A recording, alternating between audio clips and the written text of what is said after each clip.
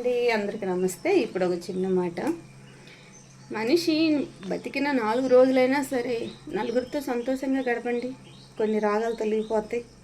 ఎప్పుడు ఉమ్మ అంటూ ఉంటూ, ఎప్పుడు ఎవరినొకరిని ఏదించుకుంటూ అలా ఉండకండి. లేనిపోని రోగాలన్నీ వచ్చి పడతాయి. ఏదన్నా మాట్లాడామనుకో ఏమంటారో తెలుసా, నేను ఒక్కడిగానే వచ్చాను, ఒక్కడిగానే వెళ్ళిపోతాను. ఎక్కడి నుంచి వచ్చావు? ఒక్కడిగా. ఇద్దరు కలిస్తే వచ్చావు, నలుగురు మోస్తే పోతావు. అవునా? అలాంటప్పుడు నలుగురితో సమానంగా చక్కగా కష్టమే వచ్చిద్దో సుఖమే వచ్చిద్దో తర్వాత తిప్పలు, ముందైతే బాగుండాలి కదండి. ఇంకొక విషయం అండి, మనం ఎప్పుడు నవ్వుతూ ఉంటే కొన్ని రోగాలు తొలగిపోతూ ఉంటాయట. ఎప్పుడు అంటూ ఉంటే లేని రోగాలన్నీ ఒంటికే చుట్టుకుంటాయంట. రోగాలన్నీ వచ్చిన తర్వాత మనల్ని ఎవడు చూస్తాడు చెప్పండి?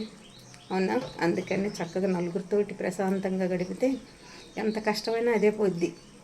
సముద్రం మీద అలలు ఎంతసేపు ఉంటున్నాయండి, ఇలా వస్తున్నాయి అలా వెళ్ళిపోతున్నాయి. మన జీవితంలో కూడా అంతే, బాధలు కూడా ఇలా వస్తాయి అలా వెళ్ళిపోతాయి. అలా నవ్వుతూ ఉంటే, నవ్వు చాలా బలం అంటారు. కాదండి, ఇంట్లో ఒకళ్ళు నవ్వుతూ తిరిగితే నలుగురికి బలమే.